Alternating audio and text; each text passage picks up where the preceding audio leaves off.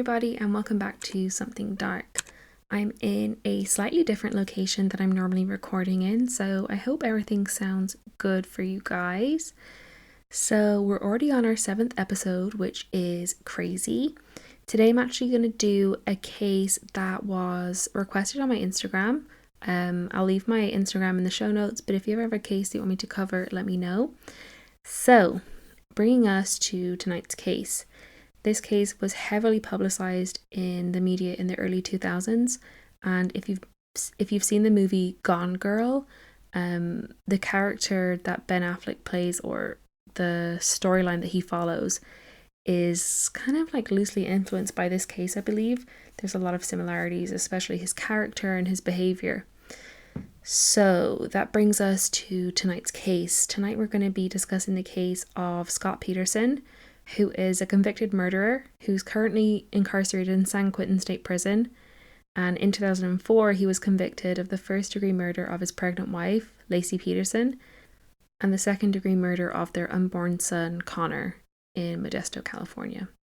So to get some more information about the case, we're going to go back in time and give some background on Laci and how her and Scott met, and that will bring us to her disappearance on Christmas Eve 2002.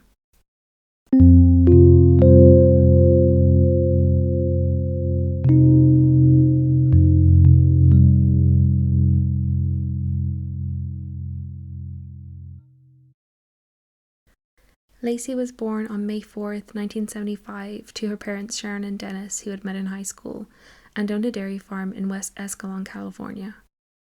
Sharon named Laci after a pretty girl she met in high school. Laci's older brother, Brent Rocha, was born in 1971. Laci worked on the farm at a young age and also enjoyed gardening with her mother, an activity which she developed an appreciation for plant life that influenced her later in her life. Sharon and Dennis divorced when Laci and her brother were young. Sharon and the kids moved to Modesto, though the children visited the dairy farm on weekends. Sharon eventually married Ron Krasinski, who helps raise Laci and Brent from the time Laci was 2 years old. Laci was a cheerleader in high school and junior high, and after graduating from the Thomas Downey High School, she attended California Polytech State University, where she majored in ornamental horticulture. While at California Polytech, Laci would sometimes visit a friend who worked at a restaurant in Morro Bay called the Pacific Cafe. There she met her friend's co-worker, Scott Peterson, in mid-1994. Laci made the first move, sending Scott her phone number, and immediately after meeting him, she began to tell her mother that she had met the man that she would marry.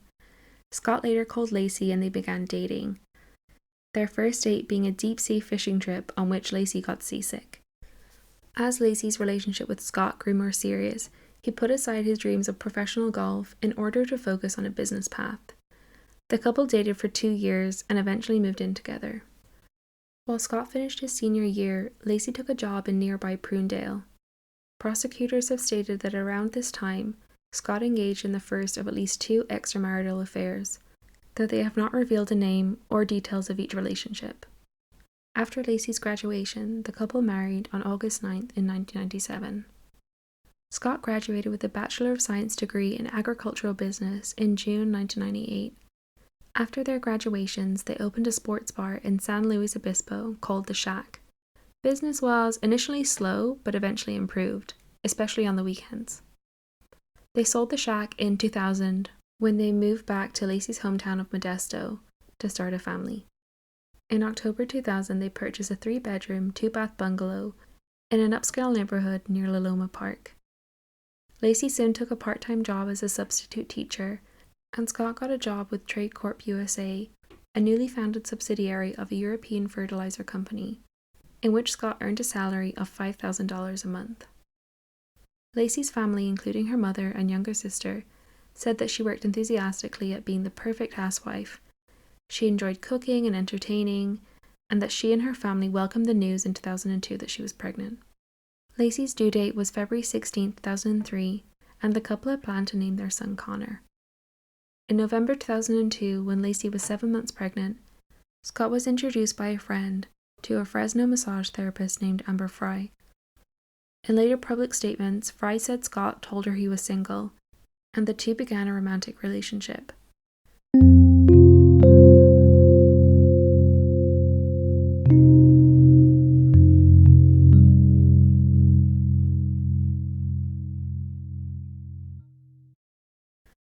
December 23, 2002, at 5:45 p.m., Laci and Scott went to Amy, Laci's sister's workplace, where Amy cut Scott's hair as she did each month. As they spoke, Amy said Scott offered to pick up a fruit basket that she had ordered for her grandfather as a Christmas present the next day, because he would be playing golf at a course nearby. Prosecutors say Scott also told other people he would play golf on the day of Christmas Eve. Laci's mom, Sharon, spoke with Laci on the phone at around 8:30 that evening. On Christmas Eve 2002, Scott and Laci woke together in their home in Modesto. After eating breakfast and watching some TV, Scott left to go fishing, while Laci was watching a cooking television show, preparing to mop the floor, bake cookies, and then walk the family dog to a nearby park. Scott Peterson told police he first drove to his nearby warehouse to send emails and retrieve his boat, which he brought to Berkeley Marina. Time-stamped emails and a receipt from the marina back him up. After about 90 minutes of fishing, Scott said he returned his boat to the warehouse and went home to an empty house and showered. Scott told investigators that he assumed Laci had gone to her mother's house. He called his mother-in-law looking for his wife, and half an hour later, Laci's stepfather called 911 to report that she was missing. Earlier that morning, Karen Service, a neighbor of the Petersons, stated that at around 10:30 a.m. she found the Petersons' dog, a golden retriever named Mackenzie, alone outside the home and returned her to the Petersons' backyard, and didn't observe anything out of place. According to ABC News, Scott reported Laci missing from their Modesto home. However, the New York Post reported that when Laci still had not returned home by 5:15 p.m., Scott called his mother-in-law, and then half an hour later, Laci's stepfather, Ron Grasinski, called the police. The Modesto Bee also attributes the first call to police to Grasinski. After police arrived at the Peterson home, Laci's keys, wallet, and sunglasses were found in her purse in a closet. The dining room table was meticulously set for a family dinner the following night. One detective found a phone book on a kitchen counter, open to a full-page ad for a defense lawyer. Scott was reported to be completely calm. A Modesto police detective, John Bueller, and Alan Bercini, the lead investigators on the case, questioned Scott Peterson that evening.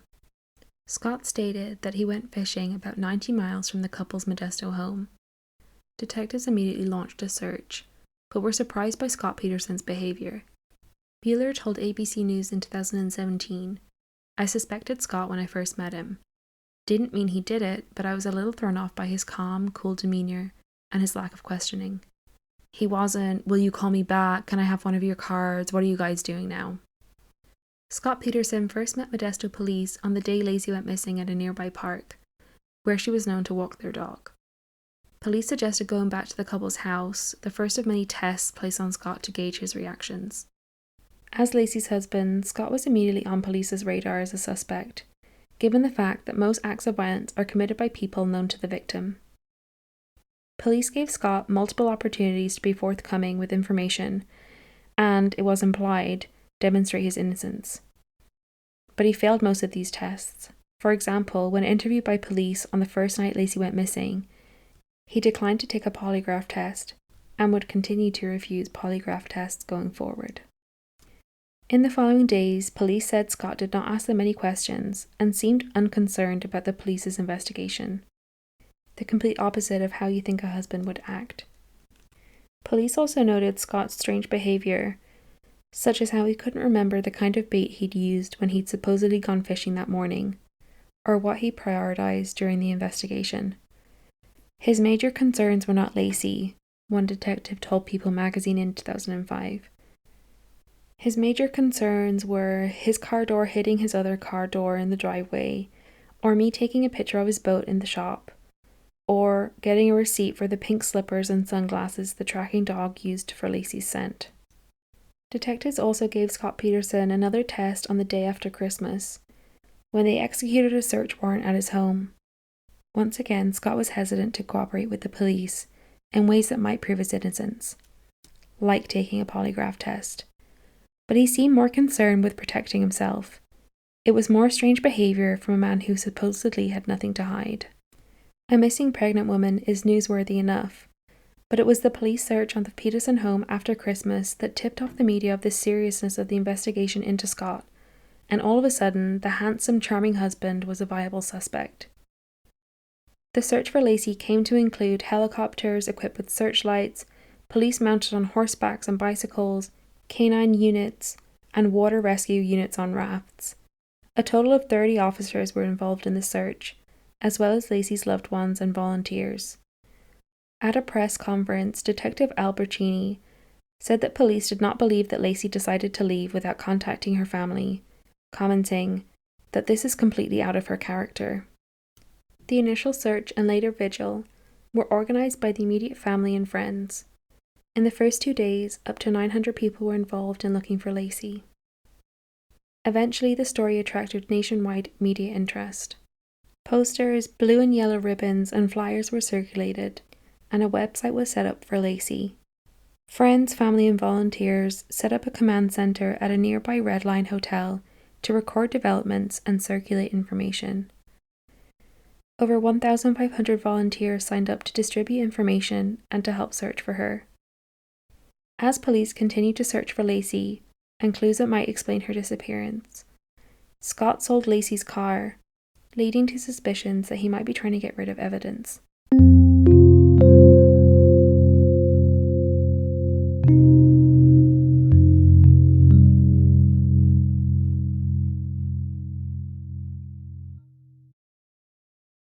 National news networks immediately began to camp out on the street, lunging at Scott anytime he entered or exited his home, and exasperating his neighbours with their noisy trucks and lights. Police, and eventually lawyers for both sides, began to use the media to leak information in order to sway public opinion. They leaked both rumours and facts. Rumours like Laci had been murdered by a satanic cult, and facts like how Scott was hiding a mistress. Laci's disappearance was a bonanza for the burgeoning 24/7 news cycle. Of course, local news in Modesto covered the story of her disappearance, and the volunteers had mobilized to help find her. But bigger fish, like Nancy Grace, then a former prosecutor making a name for herself as a legal analyst on cable news, capitalized on Laci's disappearance as well.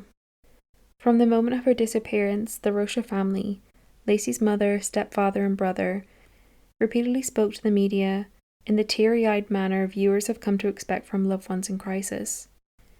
The family publicly supported her husband and defended his innocence. However, the public's view of Scott was an entirely different story.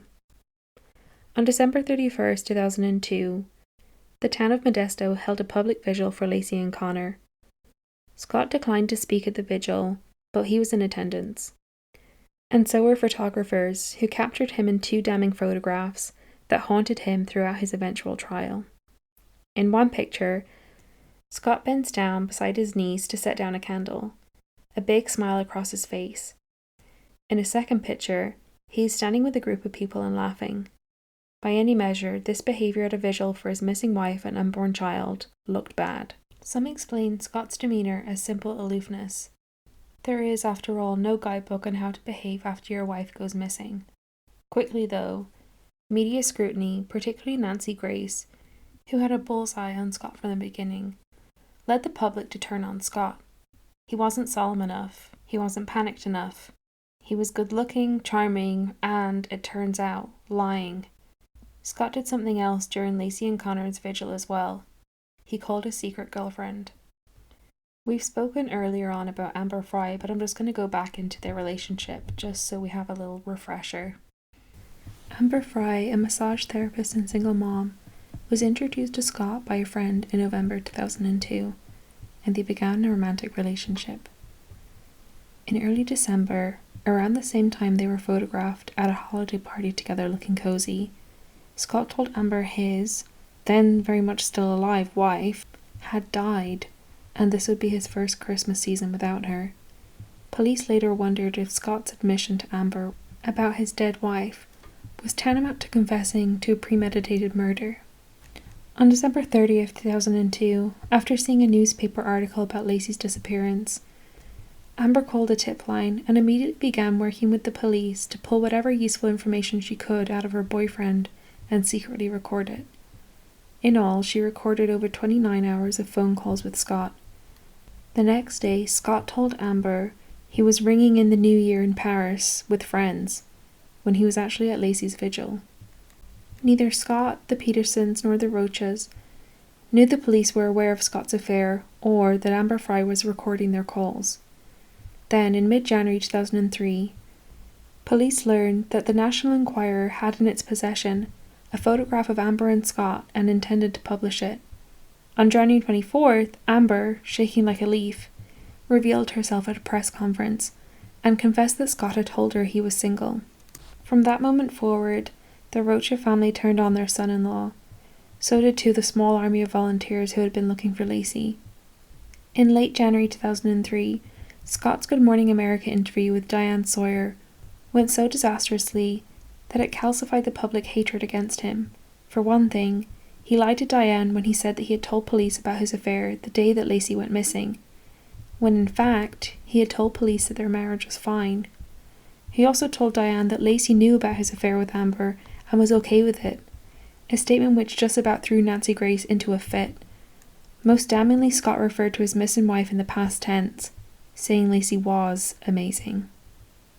On January 5, 2002, divers using sonar equipment searched the Berkeley Marina where Scott had gone fishing, the place where police suspected he had dumped Laci's body. Nothing was discovered.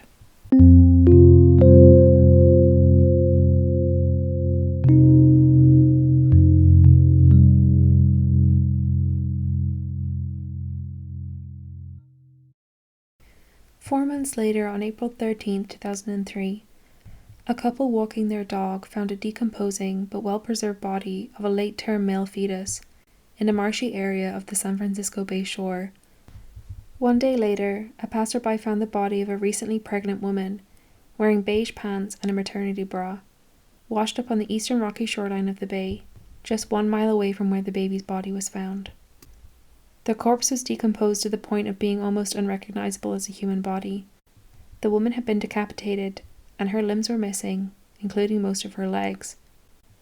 Within days, on April 18, 2003, DNA tests confirmed the bodies belonged to Laci and her unborn son, Connor.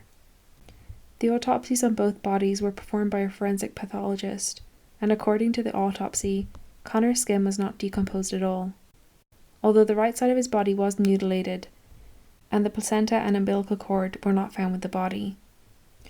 The exact date and cause of Laci's death were never determined. She had suffered 2 cracked ribs, though the autopsy could not determine if this occurred before or after her death. Laci's upper torso had been emptied of internal organs except for the uterus, which protected the fetus, explaining the lower level of decomposition it experienced. The pathologist determined that the fetus had been expelled from Laci's decaying body, though he testified that he could not determine whether the fetus had been born alive or dead. There was no food in his stomach, which would have indicated a live birth had it been present.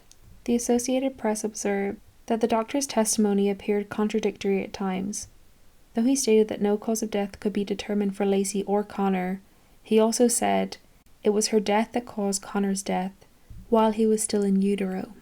Within a week of this discovery, Scott was charged with 2 counts of first-degree murder, with the special circumstance of double homicide, which opened the door for prosecutors to seek the death penalty.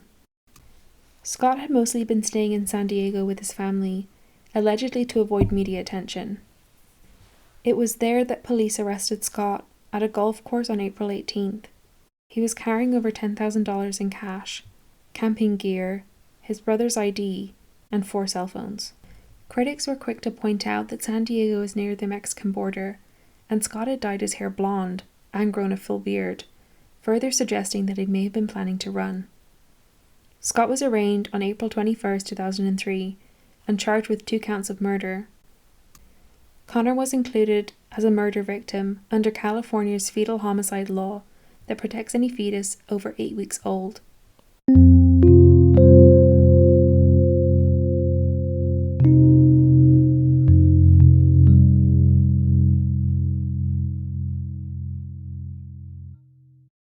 Before his arraignment, Scott had been represented by Kirk McAllister, a veteran criminal defense attorney from Modesto.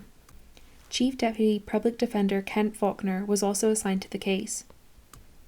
Peterson later indicated that he could afford a private attorney, namely Mark Garagos, who had done other high-profile criminal defense work. On January 20, 2004, a judge changed the venue of the trial from Modesto to Redwood City because Scott was the victim of increasing hostility in the Modesto area. Scott's trial began on June 1, 2004, and was followed closely by the news media. In opening statements, Gregaris claimed Scott was a cad for cheating on Laci, but he was not a murderer. Prosecution witness Amber Fry hired her own attorney, Gloria Allred, to represent her. Allred was not bound by the gag order imposed on those involved in the trial. Although she maintained that her client had no opinion about whether Scott was guilty, Allred was openly sympathetic to the prosecution. She appeared frequently on television news programs during the trial. Prosecutors claimed Scott made cement anchors to weigh his wife's body down in San Francisco Bay. However, none were found when the bay was searched, even though the sonar could have picked up these small objects on the seafloor. The defense questioned whether the investigation was thorough, since Modesto Police Detective Mike Hermos admitted he did not check the alibi of a prostitute who was accused of stealing checks from Peterson's mailbox. But Hermos did not indicate that the woman was ever a suspect, and the prosecutor Dave Harris noted that the checks were stolen after Laci vanished, precluding the woman from involvement in her disappearance. A police community service officer testified that an interview with Scott had no sound, due to no batteries being put in the tape recorder. Other detectives were called to testify about the extensive search for evidence. Scott's defense lawyer based their case on the lack of direct evidence, and played down the significance of circumstantial evidence. They suggested the fetal remains were that of a full-term infant, and theorized that someone kidnapped Laci and held her until she gave birth, and then dumped both of the bodies in the bay.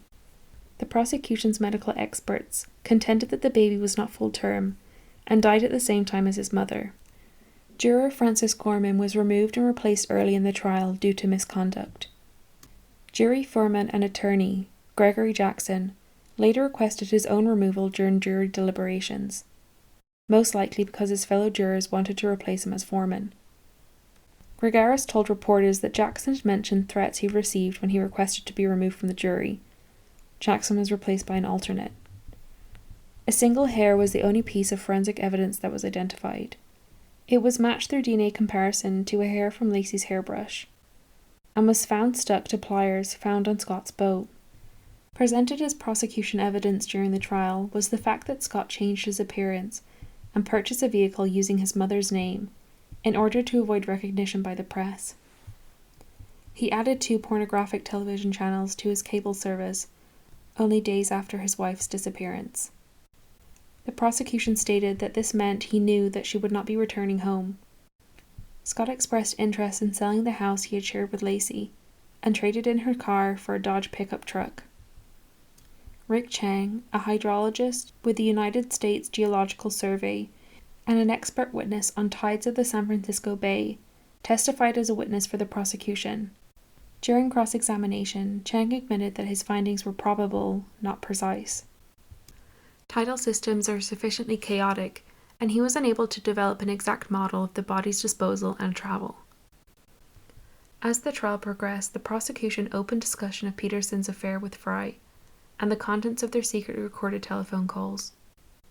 Charles March, a fertility specialist, was expected to be a crucial witness for the defense, one who, according to the San Francisco Chronicle, could single-handedly exonerate Peterson by showing that Laci's fetus died a week after prosecutors claimed. Under cross-examination, March admitted basing his findings on an anecdote from one of Laci's friends that she had taken a home pregnancy test on June 9, 2002. When prosecutors pointed out that no medical records relied on the June 9th date, March became flustered and confused on the stand, and asked a prosecutor to cut him some slack, which further undermined his credibility. Summing up this key defense witness, Stan Goldman, a criminal law professor in LA, said there were moments of today that reminded me of Chernobyl. According to one newspaper account about March's testimony, by the end of his testimony Thursday, legal analysts and jurors closed their notebooks, rolled their eyes and snickered when they thought no one was looking. The prosecution presented Scott's affair with Amber, financial problems, and impending fatherhood as motives for the murder, surmising that he killed Laci due to increasing debt and a desire to be single again. On November 12, 2004, the jury convicted Scott of 2 counts of murder, first-degree murder with special circumstances for killing Laci, and second-degree murder for killing the fetus she carried. The penalty phase of the trial began on November 30th and concluded December 13th, when the jury rendered a sentence of death. On March 16th, Judge Alfred A. DeLucci followed the jury verdict, sentencing Scott to death by lethal injection and ordering him to pay $10,000 towards the cost of Laci's funeral, calling the murder of Laci cruel, uncaring, heartless, and callous. In later press appearances, members of the jury stated that they believed Scott's demeanour, specifically his lack of emotion, and the phone calls to Amber in the days following Laci's disappearance, indicated his guilt.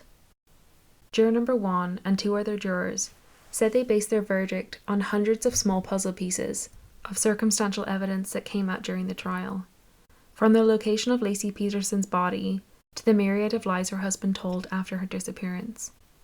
Scott arrived at San Quentin State Prison in the early morning hours of Wednesday, March 17, 2005. He was reported not to have slept the night before, being too jazzed to sleep. He joined more than 700 inmates in California's sole death row facility, where his case was on automatic appeal to the Supreme Court of California.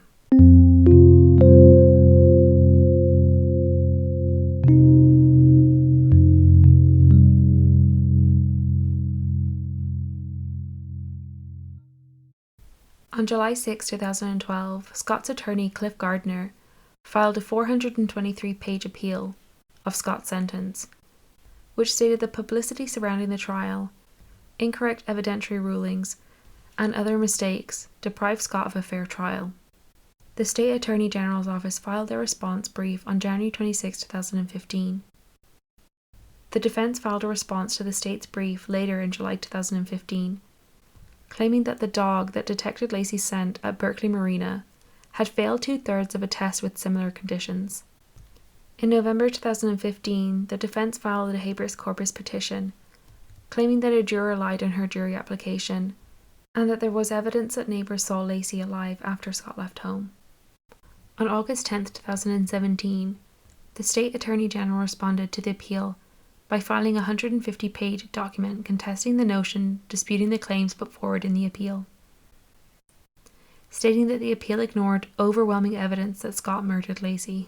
Supervising Deputy Attorney General stated that the timeline of the crime was established by a neighbour who found the Petersons' golden retriever, Mackenzie, wandering the street with its leash still attached before the sightings of Laci and her dog. The Deputy Attorney General also indicated purported sightings of Laci were legion, noting 74 reported sightings in 26 states and overseas, most of which she stated were neither viable nor corroborated. In August 2018, the defense filed a reply, which included claims of deficient performance by trial attorney Mark Gargaros, such as failing to call in experts in fetal growth, dog scent, how bodies move in water, stating that he would call witnesses but failing to, and failing to properly address burglary evidence. On June 2, 2020, the California Supreme Court heard argument on Scott Peterson's appeal. The defense argued that prospective jurors were improperly excused, that the trial judge improperly allowed 2 jurors onto Scott's boat, that the judge urged in insisting the prosecution be present during the defense testing of the boat, and that the motion to move the trial to another county should have been granted due to juror questionnaire results, showing almost half of all the prospective jurors had already concluded Peterson was guilty prior to the trial. The prosecution countered that the California Supreme Court should only overturn the verdict if it were to find that a prospective juror was improperly dismissed, and that there was no credible claim that any of the 12 jurors who decided Peterson's fate were unfair or partial. On August 24, 2020, in a 7-0 decision, the Supreme Court of California upheld Scott's conviction, but overturned his death sentence because Scott's trial judge, Alfred DeLucci, who had died on February 26, 2008, had dismissed jurors who opposed capital punishment without asking them whether they could put their views aside.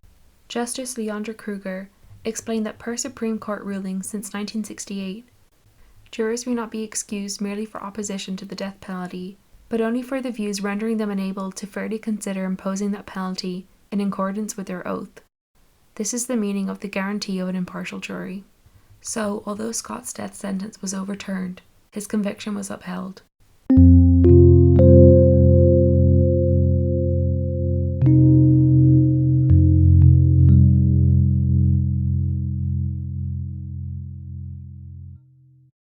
The death of Laci and Connor led to the passage of the Unborn Victims of Violence Act, which is also known as Laci and Connor's Law. On April 1st, 2004, Laci's mom and stepfather were in attendance at the White House when President George W. Bush signed the bill into law. The act provides that under federal law, any person who causes death or injury to an unborn child while in the commission of a crime upon a pregnant woman will be charged with a separate offence. On October 21st, 2005, a Supreme Court judge in California ruled that Scott was not entitled to collect on Laci's $255,000 life insurance policy, having been convicted of her murder. California law states criminals may not profit from insurance policies, and on December 19, 2005, the money was given to Laci's family as the executor of her estate.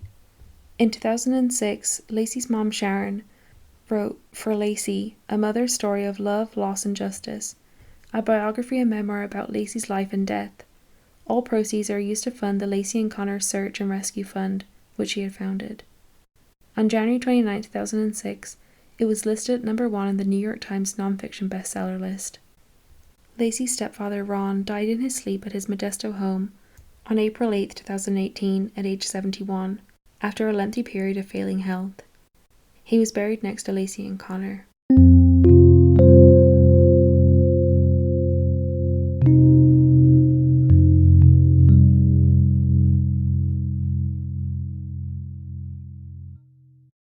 And that brings us to the end of tonight's case. So I believe a lot of people have heard about this case already, and it's quite an interesting one, seeing as it's kind of still going on.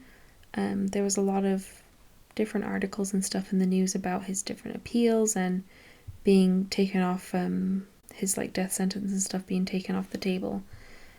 But I think he's going to be staying in prison for the rest of his life. I think it's pretty clear that he killed her. I think the best evidence against him is the calls with Amber Fry, the one saying that he recently lost his wife and this would be his first Christmas without her, while Laci was still alive and pregnant. And then while at her vigil, he was on the phone to her saying he's celebrating New Year's in Paris. What the fuck? If you've seen Gone Girl, you have to agree that Ben Affleck's character with the affair and all that stuff is really similar. And if you haven't seen it, I definitely recommend watching it. As well, if you're kind of on the fence about Scott, or you're I don't know, if he actually did that or whatever, go and look at his interview tape with Nancy Grace and Diane Sawyer. They're all online. He is he's so awkward. Not even awkward. If you remember Chris Watts with the case with Shanann and the 2 daughters, that he killed them, kind of laughing and stuff during the interview, which you wouldn't really be doing. It was just really, really strange, and it's kind of obvious that he had killed her, especially talking about her in the past tense and stuff. Don't trust him. Anyways, so as I said in the beginning of the episode, this was a request that I got on Instagram. So you can find me at something.dark.podcast on Instagram. My DMs are always open if you want to send a request. I have a couple more to work through. A lot of people liked the last week's episode on missing flight MH370, and I'll probably do more unsolved cases. Personally, they sometimes annoy me because I want to know what happens, but there's a good few more different ones. So there's also the ones about the 411, missing people in national state parks and stuff. So I'll have a think about next week's episode, but if you have any requests, let me know. Thank you for listening. If you're on Spotify, please follow me If you're listening on Apple Podcasts, please leave a 5-star review. If you like the podcast, it helps a lot and it helps my podcast get recognized. So that brings us to the end of the episode. I want to say another thank you for listening, and I will talk to you next week.